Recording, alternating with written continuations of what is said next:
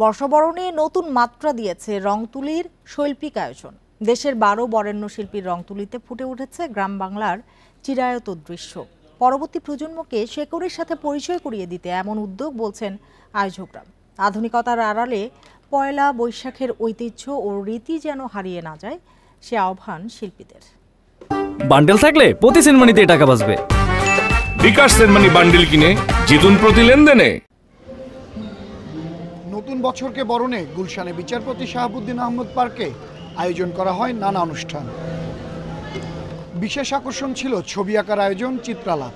প্রতিটি চিত্রকর্মে ফুটে ওঠে চিরচারিত গ্রাম বাংলার নানা দৃশ্য। এতে অংশ নেন দেশ বরেণ্য 12 জন চিত্রশিল্পী। আঁকিবুকির এই প্রোগ্রামটা এটা সত্যিই সাংঘাতিক সুন্দর একটা প্রোগ্রাম হাতে নিয়েছে। আর্টিস্টদের সরাসরি একটা সম্পৃক্ততা থেকে যায় এর ভিতরে। 12 মাসে 13 পার্বণ ঠিকই বলে, কিন্তু অ্যাকচুয়ালি মানে হয় না। আজকাল প্লাস্টিক প্রদর্শনী বেশি হয়ে গেছে। হ্যাঁ, সেটা না করে যদি রুটসটা বাচ্চাদেরকে দেখানো যায়, শেখানো যায়, এটাও একটা তার কিন্তু অংশ। আয়োজকরা বলছেন শিল্প সংস্কৃতির সাথে সাধারণের সেতুবন্ধন তৈরির লক্ষ্যে এমন আয়োজন।